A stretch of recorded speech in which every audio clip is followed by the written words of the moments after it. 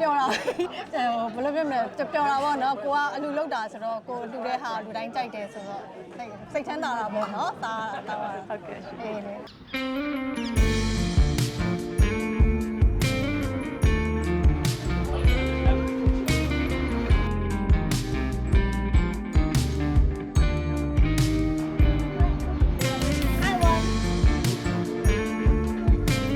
ကိုမင်္ဂလာပါရှင်မင်္ဂလာပါအခုရဲ့နာမည်လေးနဲ့မိတ်ဆက်ပေးပါကျွန်တော်နာမည်စင်မင်းထွေးပါဟုတ်အခုဒီနေ့ကျင်းပတဲ့ပွဲလေးကြောင်းနည်းနည်းလောက်ရှင်းပြပေးပါဦးဒီနေ့ကျင်းပတဲ့ပွဲလေးကကျွန်တော်တို့ကဒီနေ့ဥပုသ်လဝါဖြေပွဲဖြစ်တယ် Genuine Harmony Trust ကနေဦးစီးပြီးတော့ကျင်းပတဲ့ပွဲလေးဖြစ်တယ်ဥပုသ်လဆိုတာရမဒန်ပေါ့နော်ကျွန်တော်ရမဒန်လို့ခေါ်တယ်တစ်နှစ်မှာတစ်လဆိုကျွန်တော်တို့ဒီနေ့ဥပုသ်လကနှစ်ပတ်ကျော်သွားပြီနှစ်ပတ်ကျော်တာသုံးပတ်ထဲမှာရောက်နေတယ်ဆိုတော့ဒီနေ့ဒါဥပုသ်လကျွန်တော်ဝါဖြေတဲ့ပွဲလေးပေါ့နော် community ပွဲလေးပေါ့ဟုတ်ကဲ့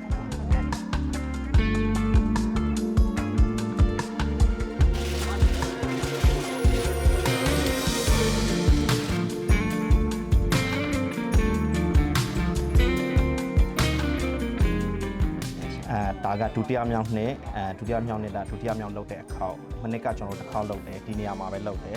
ဒါလည်းဒုတိယမြောက်ပေါ့နော်ဆိုတော့ဟုတ်တယ်နှစ်ခေါက်မြောက်ဖြစ်သွားပါပြီဟုတ်ကဲ့အခုအထဲမှာဒီစပွဲလေးပေါ်မှာလည်းလီဆိုမီလွန်သီးလေးတွေတင်ပြီးတော့တင်ထားရတွေ့ရပါအဲ့ဒီအတိကအကြောင်းဆွန်ဘလွန်ဒီကကျွန်တော်တို့ကမဂျူဒိတ်လို့ခေါ်တယ်ခူဂျူလို့လည်းခေါ်တယ်ဆွန်ဘလွန်ဒီကကျွန်တော်တို့ရဲ့ဆွန်နတ်ပေါ့နော်ဆွန်နတ်ဆိုတာကျွန်တော်တို့ရဲ့တမန်တော်တွေလက်ထက်ကလေးဟိုးအရင်ကလေးကသူကဝါဖြေကန်ကြီးဆိုရင်သူကဒါကိုအရင်ဆုံးစားတယ်ဆိုဒါဟာတကယ်အာဟာရဖြစ်တဲ့အရာပေါ့ဆွန်ဘလွန်ဒီစားတယ်ဒီတောက်လိုက်တယ်ဆိုတခြားတောင်မစားလဲရတယ်ပေါ့နော်ဆိုတော့အဲ့ဒါကိုကျွန်တော်တို့အဓိကထားပြီးတော့ဝါဖြေတယ်ကျန်တဲ့အစားတော့တွေလည်းအများကြီးရှိတယ်ဆိုကိုတို့အမားတို့လည်းခဏနေဝင်တွေ့လိမ့်မယ်အစားတော့တွေအများကြီးပဲကျွန်တော်တို့အနံ့ကိုတော်တော်ကောင်းတယ်ကိုပါဒီနေ့ပါအစားတော့တွေဒီနေ့တာမောက်ရှိတယ်စသားတာမောက်ရှိတယ်ပြီးတော့ကျွန်တော်တို့လောက်တဲ့ဟလင်းဆိုတာရှိတယ်ဟလင်းဆိုတော့တကယ်အာဟာရပေါ့နော်ပဲပါတယ်ဆန်ပါတယ်အသားပါတယ်မဆလာနဲ့သူကလုံးဝမှွေတာအဲ့ဒါပါတယ်ပြီးတော့ကျွန်တော်အတော်တော်တွေပါတယ်အတုပ်တွေပါတယ်အချိုးပါတယ်ပြီးတော့လက်ဖေးပါတယ်ဖြော်ရည်ပါတယ်စမလီမိုခမ်းဒီနေ့ပွဲလေးကိုလူဘယ်နှယောက်လောက်တက်မယ်လို့အကုန်မျှော်လင့်ထားကျွန်တော်တင်တာကျွန်တော်တို့ဒီ community ကဒီဥပုသ်လဆိုတောင်လူတွေကတိတ်အပြင်မသွားကြဘူးပေါ့နော်သူများသောအပြင်သူကအိမ်မှာနေတယ်ဆိုတော့ဒါကျွန်တော်တို့ဒီနေ့ခေါ်ထားတာအနည်းဆုံးတော့ဟိုလောက်တော့ရှိမှာပေါ့နော်80တရားလောက်တော့ရှိမယ်ခင်ဗျာဒီနေ့ကျွန်တော် Genuine Harmony ရဲ့ member တွေရောအရင်တော့ပွဲလုပ်ခဲ့တဲ့ volunteer တွေရောအသီးတွေရောမိတ်ဆွေတွေရော donor တွေရောပေါ့နော်ဆိုတော့တရားလောက်တော့ခံမှန်းထားပါတယ်ဒီနေ့ဟုတ်ကဲ့ခုလိုပြချပြီးကျေးဇူးပါနော်ကျေးဇူးပါလာတဲ့အတွက်လည်းကျေးဇူးတင်ပါတယ်ကဲပါရှင်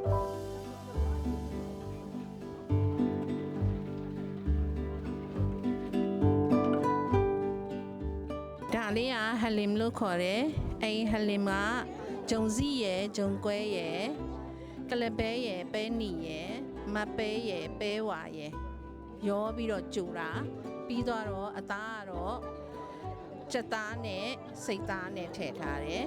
အထဲမှာတော့ထောပတ်များများနဲ့စက်သွန်ကြော်နဲ့ spice လေးထည့်ထားတယ်ဒါလေးကစက်သားတံပေါက်ပါ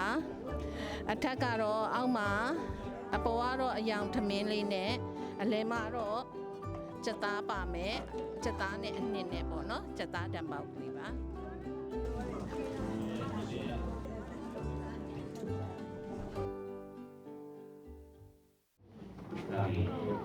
بسم الله الرحمن الرحيم قوما ما هم يعملون إذا أرسلنا إليهم من لا يسألكم أجرا အဲ့တော့ဒီနေ့ဟာဆိုလို့ရှိရင်ကျွန်တော်တို့ရာဇာလာရဲ့မိနော်ကျွန်တော်တို့ဒီနေ့ဒီခါမှာလောက်ရှင်မြတ်ကလွဲလို့ဝတ်ပြုခံခြင်းထိုင်ခြင်း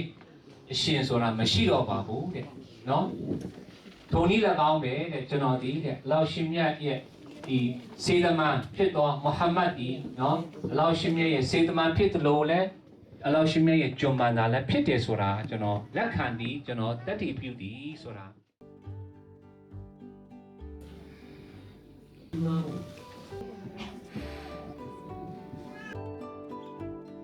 အနီမင်္ဂလာပါရှင်မင်္ဂလာပါရှင်အနီနာမည်နဲ့မိတ်ဆက်ပေးပါဦးအဒီနာမည်ဒေါက်တာမမိုကိုဝင်းပါဟုတ်ကဲ့အနီတို့ဒီဥပုသ်လမှာပေါ့နော်ဝါဖြည့်ရဲ့ခါမှာအရင်ပုံမှန်ဆိုလို့ရှိရင်ဘယ်လိုမျိုးဝါဖြည့်လေးရှိလဲ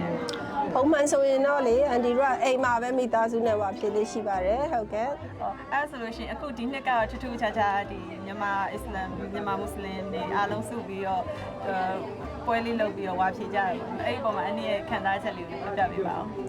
အောင် ဒီလိုမျိုး community နဲ့ဖြည့်တဲ့အခါကျတော့မတွေ့ရတာကြားတဲ့လူတွေလည်းတွေ့ရပါတယ်အချင်းချင်းလည်းဒီလိုမျိုးတွေ့ရတဲ့အချိန်မှာပေါ့နော်နေကောင်းလားမာเจ้าတာเจ้าတွေလည်းပြောလို့ရတယ်တယောက်နဲ့တယောက်လည်းလိုတဲ့ဟာတွေကိုကူညီလို့ရပါတယ်ကိုလိုတဲ့အကူအညီလည်းသူများကိုပြောလို့ရတယ်သူများကူညီလို့လည်းကိုပေးနိုင်ရင်ပေးလို့ရပါတယ်အဲ့လိုမျိုးအတူတူတွေ့ရတဲ့အတွက်အလုံးဝင်းပါပါတယ်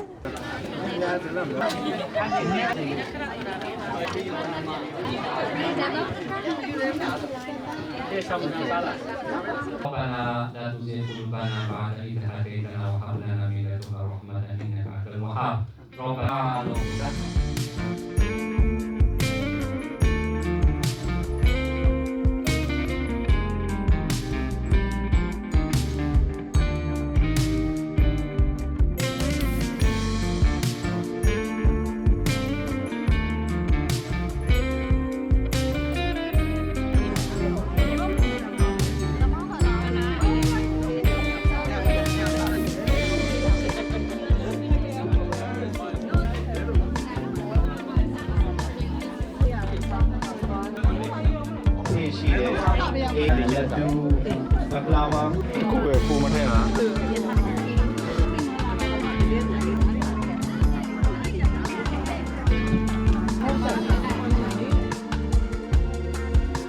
မင်္ဂလာပါမ မင်္ဂလာပါညီမလေး အမိုက်နာမည်နဲ့မိတ်ဆက်ပေးပါလို့ရှင် ညီမနာမည်ချော့စုပါ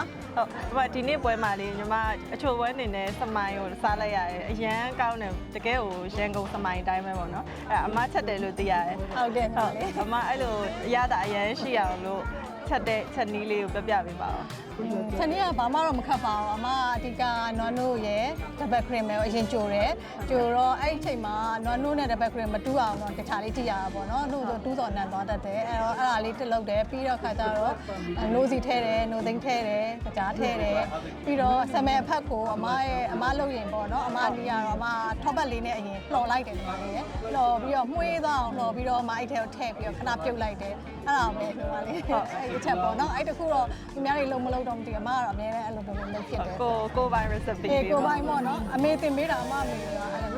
တော့ရန်ကုန်မှာဆိုတော့အမေကအဲ့ဒါလေးကိုတင်ပေးတယ်ဆိုတော့အမေနီးပေါ့နော်အဲ့လို ဟုတ်ကဲ့ ဖြစ်တယ် ကိုရိုင်းချက်ထားတဲ့ဒီစမိုင်းလေးကိုလူတွေကအားရပါရတာရှိရှိစားနေတဲ့အပေါ်မှာရောအမဘယ်လိုပီတိခံစားရလဲရှင် ပျော်တာဟိုဘယ်လိုပြောမလဲပျော်တာပေါ့နော်ကိုကအလူလောက်တာဆိုတော့ကိုတူတဲ့ဟာလူတိုင်းကြိုက်တယ်ဆိုတော့စိတ်ချမ်းသာတာပေါ့နော်ဒါဟုတ်ကဲ့ အေးလေ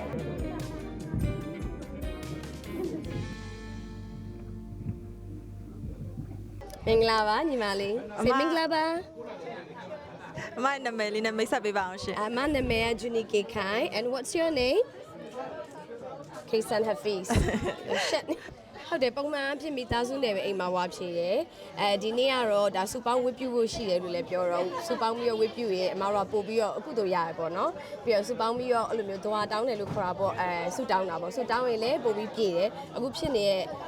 ကဘာမှာဖြစ်နေအဖြစ်အပျက်တွေလည်းရှိရောစူပေါင်းပြီးတော့ဝတ်ပြုရင်တော့ကိုယ့်ရဲ့တောင်းဆိုမှုလေးပြပါစေဆိုပြီးလာရတယ်ပြီးတော့အခုတညီမလေးပြောသလိုမိသားစုနဲ့ဆိုတော့ဒါလည်းမြန်မာ community ဆိုတာလည်းအမတို့ရဲ့မိသားစုပဲပေါ့နော် UK ရဲ့မိသားစုပေါ့အဲ့ဒါလည်းအတူတူလာဝါဖြေရပါ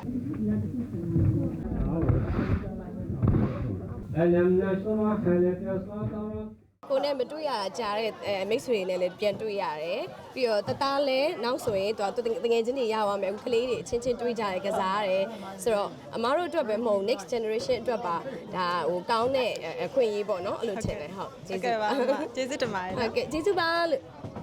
ကျေးဇူးပါ yeah